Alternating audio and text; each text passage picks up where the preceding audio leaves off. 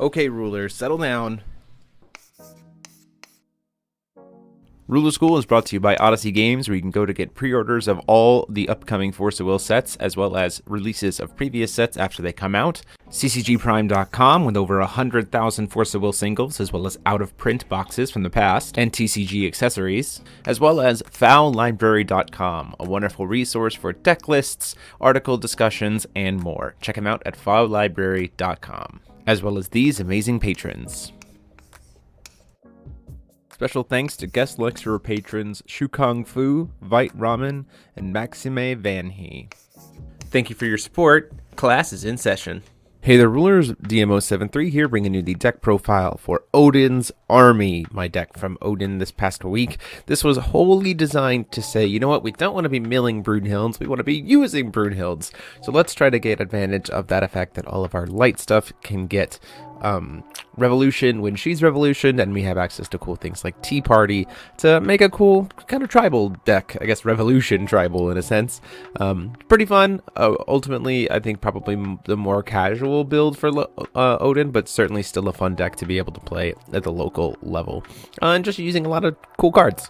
Stone-based wise, we're playing 4/6 Sage Stone, a Darkness Magic Stone, 4 Amadeus Crystal, and you can go back and forth between Ragnarok Stone and Villain Stone. A lot of this deck is villains, so Villain Stone tends to work. Ragnarok Stone is more of so that it's also a stone that can be used for your other stuff too. Ultimately, your choice.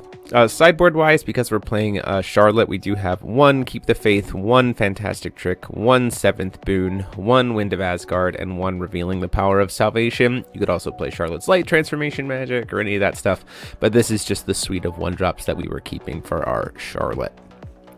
Going into the main deck, we have 1 Lucifer Defeated 1-wing, because we can grab it back with Keep the Faith, and again, if we're playing Villain Stone, it's not a bad T1, quick cast card, and we can, use them multiple times, which is nice, because of, again, Keep the Faith. 3 copies of Mistletoe, the Dark Sword Saint, mainly because she's not our first priority to order. Obviously, our first priority is to order Brunhild, but she is a nice, kind of stalwart card to be able to start slamming damage later on in the game. 3 copies of Flute, because it's a great target for Mistletoe to pitch, as well as just being able to help us ramp, which is nice.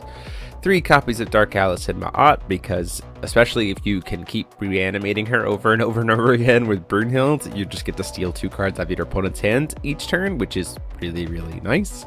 2 copies of Kara. What? We're using Kara? Yes, we are using Kara. The main things being with things like Tea Party, suddenly Kara's ability becomes a lot more beneficial, and you can do some gross things like your opponent goes to swing, you go Tea Party, recover, order a Brunhild, Brunhild grabs Kara, Kara is Revolution because of Brunhild, Kara will then kill the thing that's attacking, and then also be able to produce Will to follow it up.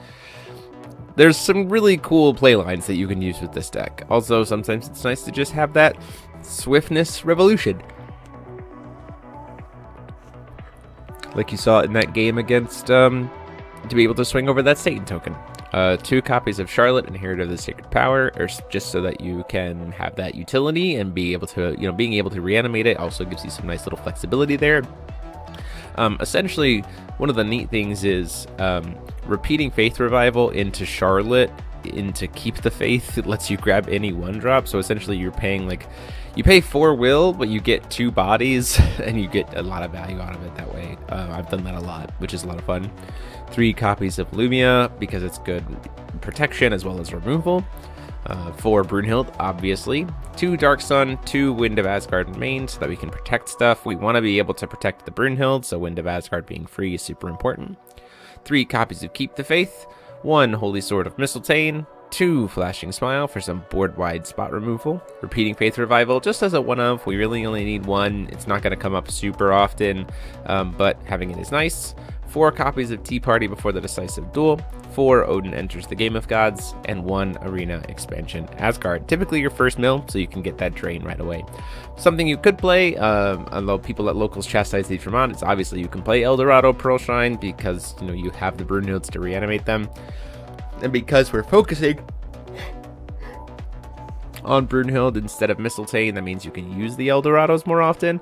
I find it more fun to use Repeating Faith Revival with Dark Alice, so If Dark Atlas is revolutioned, but not your ordered thing, you can like swing with her, use the regalia to kill her, and then immediately repeating Faith Revival, bring her back and get 2 more discards out of it, because her regalia gives -6/-6, and she's a 6/6. So it's gross. You can keep your opponent at 0 cards pretty effectively. But that is the deck. Hope you guys liked it. Honestly, super fun to play. Very flexible version of Odin that doesn't feel so just launch cannons at your opponent, which is a lot of fun.